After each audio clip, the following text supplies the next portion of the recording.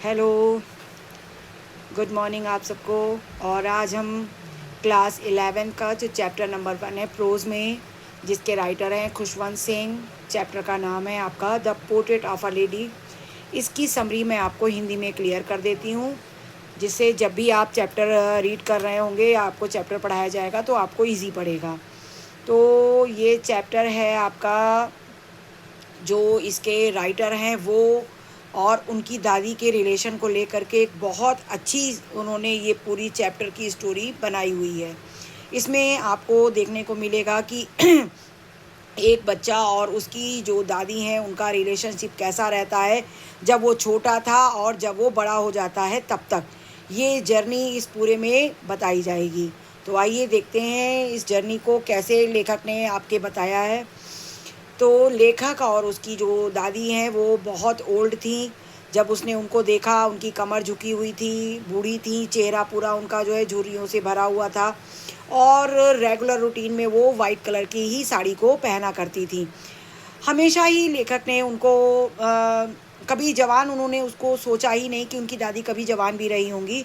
तो मीन्स उन्होंने हमेशा उनको ओल्ड ही देखा। साथ ही जब लेखक छोटा था तो उसने अपना पूरा बचपन अपनी दादी के साथ ही बिताया, क्योंकि उसके पेरेंट्स को जॉब के लिए शहर में जाना पड़ गया था। तो उसको अपनी दादी के साथ ही उस गांव में रहना पड़ा। तो उसकी दादी उसको सुबह उठाती, नहलाती, धुलाती, तैयार करती और उसको डेली स्कूल भी छोड़ने जाती। और जब वो उनको स्कूल छोड़ने जाती तो उनके हाथ में एक माला रहती और वो उस माला पर हमेशा ईश्वर से प्रार्थना करती रहती थी।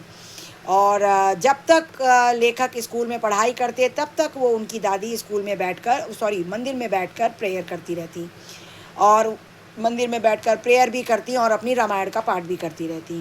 फिर वापस जब वो घर लौटते तो रास्ते में बहुत सारे डॉगी जो सड़क पर होते हैं उनके लिए जो है उनकी दादी रोटियां पका कर लाती थी और उनको खिलाती थी। ये उनका डेली का रूटीन था। और फिर जब थोड़ा लेखक बड़ा हुआ और उनके पेरेंट्स जो है वो शहर में अपना सब सेटलमेंट कर चुके थे, तो फिर उन्होंने उन लोगों को भी अपने पास बुला लिया। यानी वो लेखक और उनकी दादी दोनों ही फिर जो है शहर में आ गए। और शहर आने के बाद एक तो दोनों का रिलेशनशिप भी चेंज हो गया और साथ ही जो राइटर हैं इनको एक किसी इंग्लिश कॉलेज में एडमिशन करा दिया गया, जहां आने और जाने के लिए एक बस की व्यवस्था थी जिससे कि वो जाते थे और आते थे। तो अब दादी उनको स्कूल भी नहीं छोड़ पाती थी और चूँकि उनका स्टैंडर्ड भी आगे हो गया था, यानी पढ़ाई में वो आगे की क्लासों में चले गए थे जहाँ उनको और भी बहुत से सब्जेक्ट पढ़ने पड़ते थे, जिसमें कि कह सकते कि साइंस है, इंग्लिश है, म्यूज़िक है, ये सारे सब्जेक्ट भी उनको पढ़ाए जाते थे। और उनकी दादी को म्यूज़िक सब्जेक्ट तो बिल्कुल पसंद नहीं था। तो उनको ऐसा लगता था कि म्यूज़िक क्यों पढ़ाया जाना है, वो पसंद नहीं करती थी उसको। साथ ही वो ये चाहती थी कि लेखक को जो सब्जेक्ट पढ़ाए जाते हैं उसमें मोस्टली वो भगवान के बारे में, हमारे शास्त्रों के बारे में भी लिखा हो। तो जब लेखक घर वापस आते तो जैसा कि दादी की रूटीन में था कि वो अपने बच्चे से बातचीत करती थी कि आज तुमने स्कूल में क्या पढ़ाई की, क्या बताया, तो वैसे ही उनको जिज्ञासा थी तो वो पूछने लगती थी। लेकिन लेखक जब अलग चीज़ें बताने लगते थे तो अब दादी का भी उनकी पढ़ाई में या उनकी उन चीज़ों के बारे में इंटरेस्ट ख़त्म होता गया। और फिर धीरे धीरे करके लेखक जब यूनिवर्सिटी में पहुंच गए, बड़ी क्लासे में आ गए, तो फिर लेखक को एक अलग सेपरेट रूम दे दिया गया। और अब जो थोड़ी बहुत बातचीत भी उनकी अपनी दादी से होती थी वो भी बहुत कम होती गई। उनकी दादी अब अपना ज़्यादा समय एक तो चरखा काटने में निकालती थी और दूसरे माला जपती रहती थी। और उनका एक रूटीन में था कि वो दोपहर में चिड़ियों के लिए रोटी के छोटे टुकड़ों को तोड़ तोड़ के डालती थी, जिससे पूरे शहर की चिड़ियाँ उनकी दादी के पास आकर शोर नहीं करती थी। शोर करने के लिए नहीं आती थी, सिर्फ दाना चुगने आती थी। और उनका पूरा आंगन वो दादी के सर पे भी चढ़ जाती थी, उनके शोल्डर पे, सब जगह घूमती थी, चहचहाती थी। और दादी को इससे कोई परेशानी भी नहीं होती थी। ये डेली उनकी रूटीन में ही था। और फिर जब लेखक 5 साल के लिए विदेश में पढ़ने चले गए तो उनकी दादी उनको स्टेशन तक छोड़ने आई और उस समय वो बहुत शांत दिख रही थी। साथ ही लगातार ईश्वर से प्रेयर कर रही थी और उनको पूरा विश्वास था कि लेखक पढ़ाई अपनी पूरी कंप्लीट करके उनके पास वापस आ जाएंगे। और फिर जब वो 5 साल के बाद लेखक जब पढ़ाई करके लौटे तो उनकी दादी उनको स्टेशन तक लेने भी आई और फिर शाम को उनकी दादी ने अपने घर पे बहुत सारी महिलाओं को बुलाया और एक ढोलक बजाई और उस पर बहुत सारे गीत भजन गाए। ये उनकी पूरी लाइफ में लेखक ने उनको कभी ढोलक वोलक और इस तरीके से गीत संगीत बजाते हुए नहीं देखा था। तो ये तो लेखक के लिए एक पहली बार था कि वो इस तरह से अपनी दादी को गाना बजाते हुए देख रहे थे, गाते हुए देख रहे थे। उन्होंने इससे पहले उनको सिर्फ माला जपते और ईश्वर की पूजा करते ही देखा था। और फिर अगले दिन उनकी दादी अचानक से बहुत बीमार पड़ गई, उनको बहुत तेज़ फीवर हो गया और फिर डॉक्टर को भी बुलाया गया, लेकिन उनकी दादी ने दवा ववा से वो कर दिया और कहा कि सबको बुला के कि शायद अब मेरा जाने का समय आ गया है। और फिर उन्होंने एक दिन पहले से ही अपनी जो ईश्वर की पूजा माला अर्पण माला गिना करती थी वो सब उन्होंने बंद कर दिया।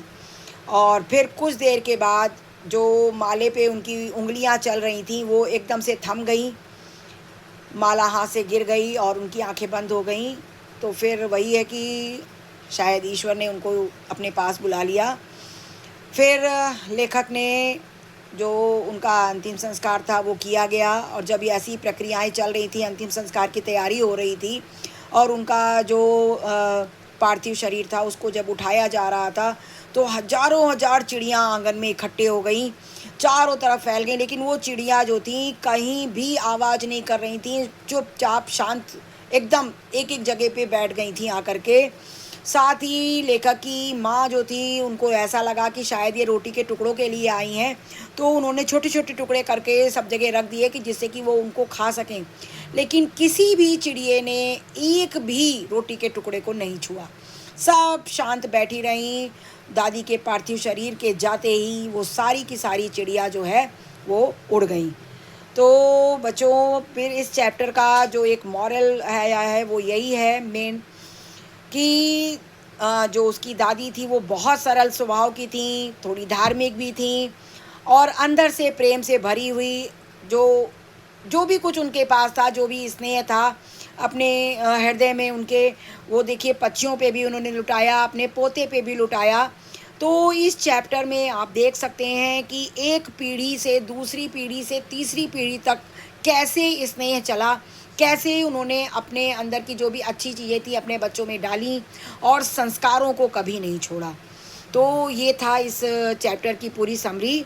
आपको अगर समझ में आ रहा हो तो आप इसको शेयर कर लीजिएगा, कमेंट करिएगा अगर आपको कोई क्वेरी करनी है। साथ ही जिन्होंने अभी तक सब्सक्राइब नहीं किया है वो सब्सक्राइब कर लेंगे, जिससे कि आपको इससे रिलेटेड बहुत सारे वीडियोस हमारे चैनल पे मिलते रहेंगे। और साथ ही अगर आप बेल आइकन दबा लेंगे तो जब भी हमारा वीडियो अपलोड होगा तो सबसे पहले आपके पास जाएगा और आप उसका लाभ लेंगे। Thank you for watching my video. Bye bye आप सबको।